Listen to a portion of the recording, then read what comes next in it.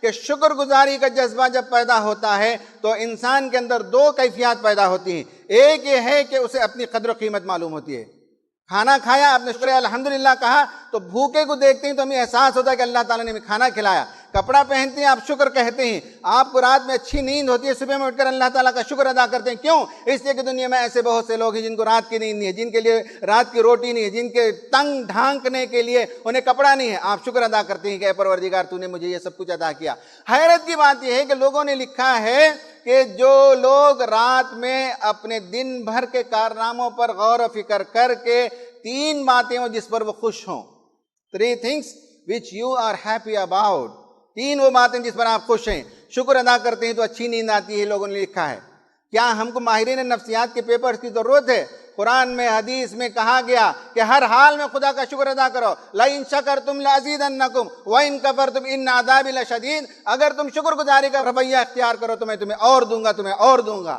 شکر گزاری کے جذبہ سے ہوتا کیا ہے؟ نفسیاتی پہلو سے یہ بات یاد رکھ لیجئے، یہ جو لوگ خودکشی کرتے ہیں ان کا جو پوسٹ مارٹم کیا جاتا ہے ان میں سے ایک کیمیکل کی شدید کمی ہوتی ہے۔ باڈی کے اندر بہت سے کیمیکلز ہیں، ان میں سے ایک کیمیکل ہے سیروٹونین۔ سیروٹونین کی کمی، خودکشی کرنے والوں کے اندر اس کیمیکل کی کمی ہوتی ہے۔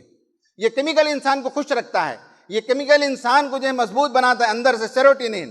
اور لکھا ہے کہ گریٹیٹیوڈ کے نتیجے میں شکر گزاری جو اختیار کرتا ہے بندہ، اس کے باڈی کے اندر سیروٹونین کی کثرت ہوتی ہے۔ شکر ادا کرنے کے نتیجے میں ہیپی کیمیکل ہمارے باڈیز کے اندر آتے ہیں، ہمارے جسم کے اندر ہیپی کیمیکل بھر جاتے ہیں، اور جس کے اندر ہیپینس ہو، جس کے اندر خوشی ہو، جس کے اندر سیروٹونین ہو، یہ سب میں نے طلبہ اور نوجوانوں کو سمجھ دینے کے لیے بتایا ہے، ورنہ اس کے بغیر ہم جانتے ہیں کہ قرآن نے، حدیث نے جب کہا کہ شکر گزار بندے بنو تو اس کے پیچھے یہ سارے نفسیاتی عوامل موجود ہیں، لیکن طلبہ اور نوجوانوں کو سمجھانے کے لیے میں یہ ساری اصطلاحات کو استعمال کرتا ہوں۔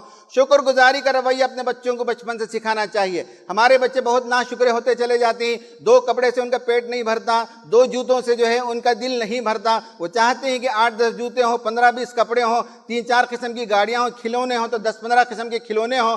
یہ جو ہم نے مزاج بنا دیا ہے لوگوں کا، بچوں کا، شکر گزاری نہیں ہے۔ بچوں کو حالانکہ شکر گزاری سکھانی چاہیے، بتانا چاہیے کہ اگر کوئی بچہ کہے کہ ابا میرے پاس یہ نہیں ہے تو بتاؤ کہ تمہارے پاس یہ نہیں، اس سے زیادہ اس کے پاس دیکھو ہاتھ نہیں ہے، اس کے پاس دیکھو پیر نہیں ہے، اس کو دیکھو آنکھیں نہیں ہیں، تم کو اللہ تعالیٰ نے آنکھیں دی ہیں۔ یہ بچوں کو ہم بچپن سے اسٹروک دیتے رہے تو شکر گزاری پیدا ہوگی۔